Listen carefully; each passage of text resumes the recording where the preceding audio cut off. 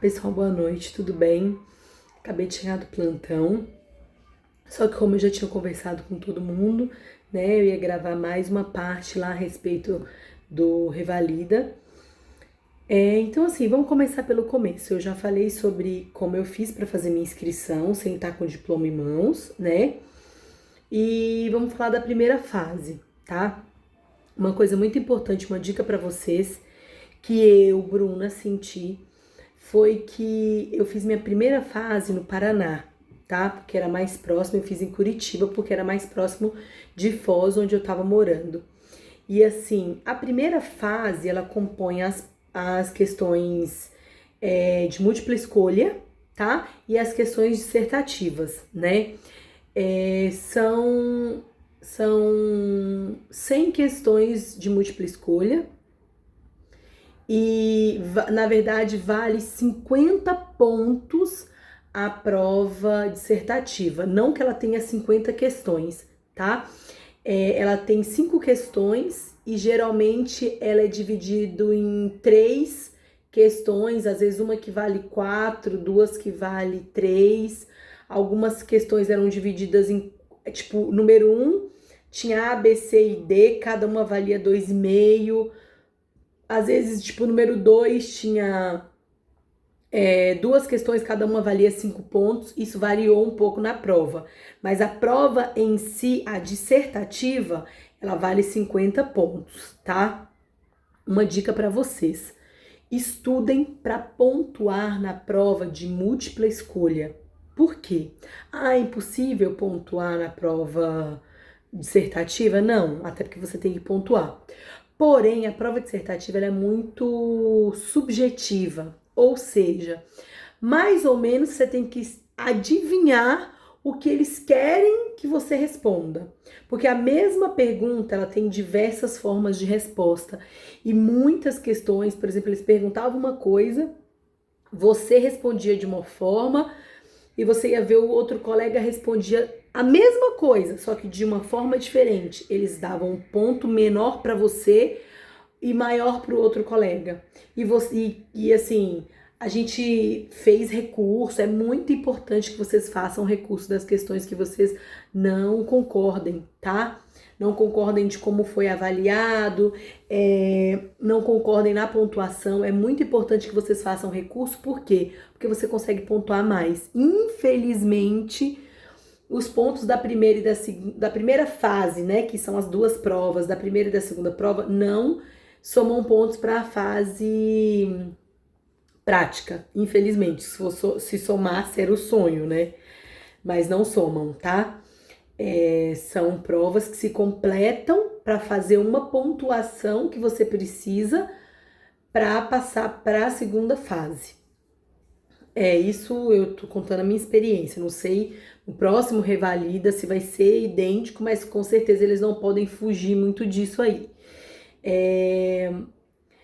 Então, assim, o que aconteceu? O que eu percebi tendo contato com muitos colegas que fizeram a prova em São Paulo? Que Curitiba foi muito mais pesada a correção, tá? E até o pedido dos recursos, eles deram pouquíssimos pontos, assim.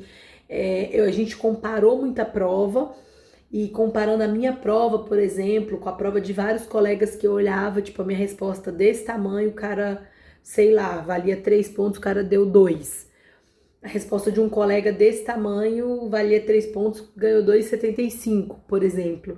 Foi a diferença de São Paulo para Curitiba, tá? Então, assim, se eu puder dar um conselho para vocês, fazer a prova, não façam em Curitiba. Eu achei realmente muito pesada a correção deles, sabe? Achei bem difícil. Até o pedido dos recursos. Assim, eu fiz N recursos, sei lá, acho que eu fiz uns 30 recursos, eles deram tipo 0,75, sabe? Juro por Deus. Enquanto alguns colegas de São Paulo fizeram tipo 5 recursos e ganharam tipo 2,5 pontos, sabe? Porque isso, e a pergunta aberta, ela é extremamente subjetiva e você fica na mão do corretor, tá? Então você depende muito da bancada que corrige tua prova. E realmente o pessoal do sul do país é meio cri-cri, tá? Eles são bem preconceituosos com relação a quem faz faculdade fora do Brasil. E eu senti isso na pele porque eu fiz a prova em Curitiba. Então, assim, eles querem que, tipo, a tua resposta tenha saído de dentro do cérebro deles, não é de dentro do seu. Então, tipo assim, muita coisa que eles perguntaram que, cara, a resposta tava certa, tava ali. Tipo assim, o que brilha durante o dia? Você responder o sol, não. Valia 3 pontos, eles te davam 1,5 porque eles queriam que você respondesse assim, ó, o que brilha durante o dia, o blá blá blá, é mais ou menos isso, entendeu? Então, assim, lá, quem for fazer, já se prepara para pontuar muito na prova de múltipla escolha, porque essa não tem conversa, ou é sim ou é não, tá certo ou tá errado. Não é subjetiva, é uma prova objetiva, que é aquela letra e ponto, acabou, tá? As duas provas tiveram um intervalo do horário do almoço, então a gente começou a prova de manhã, fez até meio-dia a prova de múltipla escolha.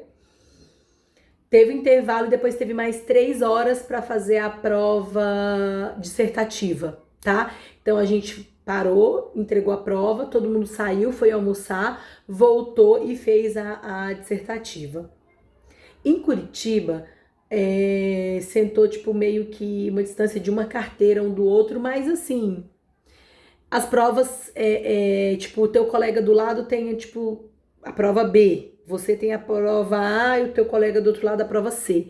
Então, assim, questão de colar essas coisas, eu acho quase impossível acontecer. Até porque ninguém vai para uma prova dessa sem ter estudado nada e sem estar focado na própria prova, no próprio exame. E é muita coisa para ler, muita coisa para ler. SUS, gente, leiam, porque você tem que estar habituado a ler para não chegar à exaustão nessa prova. Porque assim, ó, as perguntas eram perguntas de uma página inteira, a pergunta, tá? Era um caso, mais tipo um monte de blá blá blá, e depois as escolhas, né? Letra A, B, C, D, E. Vai até o E. E aí era tipo mais uma folha. Quando você chegava na letra E, você não lembrava mais o que era a pergunta. Entendeu? Então, assim, o que eu percebi é que uma prova também de condicionamento. Você tem que estar condicionado, acostumado a ler muito. E olha que eu li muito, muito. Eu estudava média de 18 horas por dia, sem ter sábado, sem ter domingo, sem ter nada, sem ter dia nem noite. Era assim, eu ia pra faculdade, eu tava no internato, então eu ia pro hospital. Lá eu fazia as minhas atividades. Quando eu voltava pra minha casa, era mais ou menos isso. Tipo, 18 horas, 16 horas, dependia do meu estado de cansaço. Eu ia até o limite, até o quanto eu aguentasse, tá? Então, assim, ó, a prova a primeira fase, então, é dividida em duas, né? Que é a de múltipla escolha, que tem 100 questões, e a aberta, que geralmente tem 5, vale 10 pontos cada uma, geralmente dividida aí entre 2 a 3 alternativas A, B, C, D, A, B, C, por aí. Uma coisa bem importante para vocês, gente, não percam tempo em estudar, tipo, coisas, sabe, tipo, extremamente específicas, tipo, cirurgia da mão, do túnel do carpo, do não sei o que. Não vai cair isso, tá? Não cai isso. Muito importante para vocês terem uma base tipo, do nível das provas, puxar as provas dos anos anteriores. Vocês vão ver, vocês vão perceber que a última prova, essa última agora eu não tive acesso, realmente eu não puxei, mas a prova do meu ano, que foi a última prova regular, que foi a de 2016, foi extremamente difícil. Foi considerada, de todos os revalidas, o do ano de 2016, que foi a que eu prestei, foi considerada a prova de maior índice de reprovação de toda a história do Revalida, tá? Reprovou uma média de 92%. Reprovou 92% em média, tá? Uma média que eles fizeram foram, em média, 8.000 inscritos, para mais, para menos, a diferença pouca, e passou uma média de 700 pessoas, para mais, para menos, a diferença pouca. Assim, tipo, em algumas coisas que eu li, tá? Então, assim, foi uma prova extremamente difícil, de rodapé de livro mesmo, mas, assim, não foi impossível, tá? Mas foi bem puxada mesmo. E aí é o seguinte, estudem, gente. Uma dica, assim, que eu tive na época e, assim, eu guardei pra mim, foi muito importante e eu vou passar pra vocês. Estudem, foquem, tá? Nas matérias que vocês conseguem, tipo, fechar, concentrar o conteúdo e pontuar, tá?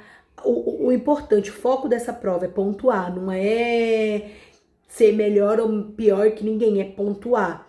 Então, foquem as matérias específicas, tá? Que você consegue concentrar o conteúdo. Então, por exemplo, pediatria, que você consegue concentrar o conteúdo, cirurgia,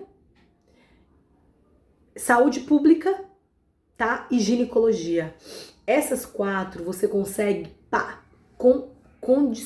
se condicionar e centrar todo o conteúdo, porque assim, basicamente, não foge muito, tá? Daquilo ali que você vê no livro mesmo. Por exemplo, livro de pediatria tem 2 volumes, falando do que eu estudei, que é a Medicel, que eu tinha dito para vocês. Pediatria tem 2 volumes, ginecologia tem 2 volumes, cirurgia tem 1 volume. Saúde pública tem 1 volume, mas assim, é muito importante que vocês puxem lá, que eu falei pra vocês, as cartilhas do ministério, vacinação, tá? Agora que teve a questão aí do sarampo, que voltou, assim, as coisas atuais, vocês precisam estar ligados. Então, assistir jornal, é bem legal.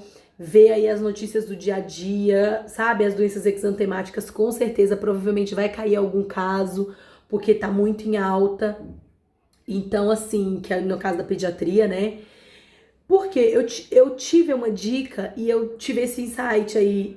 Cara, presta atenção. Clínica médica é tipo 20% da prova. Ou seja, você tem 80 pontos entre cirurgia, ginecologia, pediatria e saúde pública e 20 pontos de clínica médica. Clínica médica engloba todo o resto do mundo de matérias que existe do planeta Terra. E você não vai dar conta de estudar tudo isso, tá? Então, foca direcionado naquilo que eu tinha dito para vocês. Nessas 4. E clínica médica, o que vocês fazem? Levantem as questões relevantes de saúde pública, tá? Então, diabetes, hipertensão, aquilo que vai no posto de saúde. Aquele tipo de doença que você consegue controlar na UBS. 99,9% da prova de saúde de clínica médica é isso aí, tá? Mas assim, deixa para estudar clínica médica por último. Levanta os temas relevantes da clínica médica, coisas que vocês veem aí que tem, tipo, é isso aí mesmo, diabetes, hipertensão, crise hipertensiva, as outras doenças mais comuns da saúde pública, mas deixa por último, tá? Levanta aí nas provas de clínica médica, vê os temas mais relevantes, assim, das últimas provas, mas foca nas matérias específicas e que você consegue fechar, delimitar o conteúdo e consegue, estudar e pontuar nessas matérias, tá? É muito importante, porque assim, a gente tem que já dar logo de 100 pontos para vocês terem uma noção. Na minha prova, de 100 pontos, eu fiz 87, tá? Então, tipo assim, precisava de 84 para passar. Eu passei só com a minha prova de múltipla escolha, tá? Então, tipo, eu fui super bem, pontuei super bem. Então, eu fiquei tranquila com relação à correção da minha prova dissertativa. Mas quem espera a pontuação da prova dissertativa para passar, tipo, é muito sofrimento. Se você espera pelo menos 50% e você sabe que foi bem na prova, beleza. mas se não, vai penar, até esperar correção, recurso, e não é legal, porque a gente já fica assim, sabe? Você já sai da prova meio pilhado, já vai pilhado, volta mais ainda. Então, assim, ó, essa é a minha dica pra vocês da primeira fase, tá? Eu vou gravar outro vídeo falando pra vocês da segunda fase, que é a fase prática. Daí, provavelmente seja um vídeo um pouquinho mais comprido, de vida, porque a fase prática foram 2 dias, foi sábado e domingo. E aí eu vou falar pra vocês de cada estação, como foi, o que tinha, o que foi cobrado, como funciona, tá?